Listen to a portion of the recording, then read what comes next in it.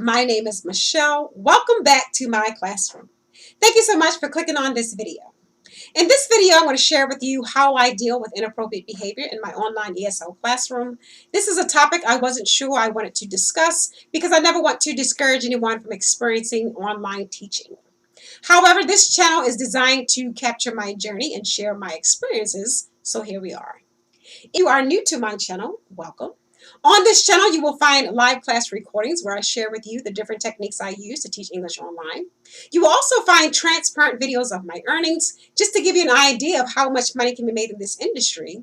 You will find demo lesson videos for all of the companies that I successfully signed contracts with, just to give you an idea of how you too can prepare for your demo lesson videos. And you will also find videos for teaching tips.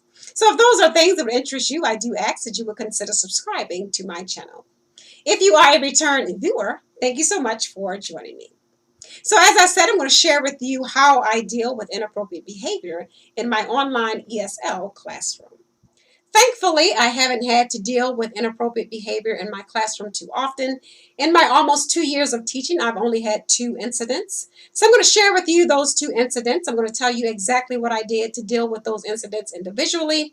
But before I do, I will say that I do handle inappropriate behavior very aggressively. If the student is 6 or younger, I will extend a courtesy to the company to let them know exactly what happened. Hopefully, they will reach out to the parent. I will keep the student on my schedule and I will look for improvements in his or her behavior. If the student is 7 or older, again, I will extend a courtesy to the company to let them know exactly what happened, and I will then remove the student from my schedule. I will also make a note for myself of the student's name, their age, details of the incident, and the company I'm working with.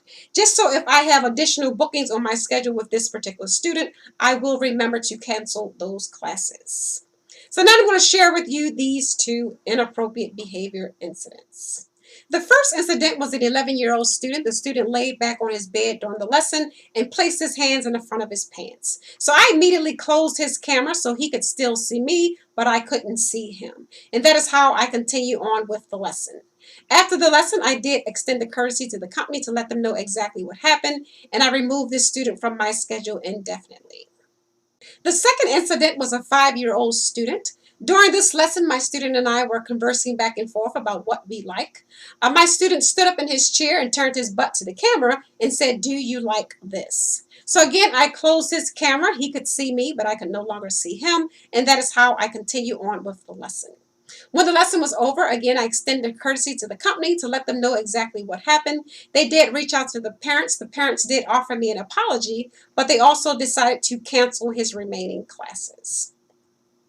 So that is how I handle inappropriate behavior in my online ESL classroom. Again, I handle this kind of behavior very aggressively because I refuse to allow one student affect my engagement with my other students. So thank you so much for watching this video. I do hope that you found it to be helpful. If so, please give me a like and I'll see you in my next video. Teach happy. Happy teaching.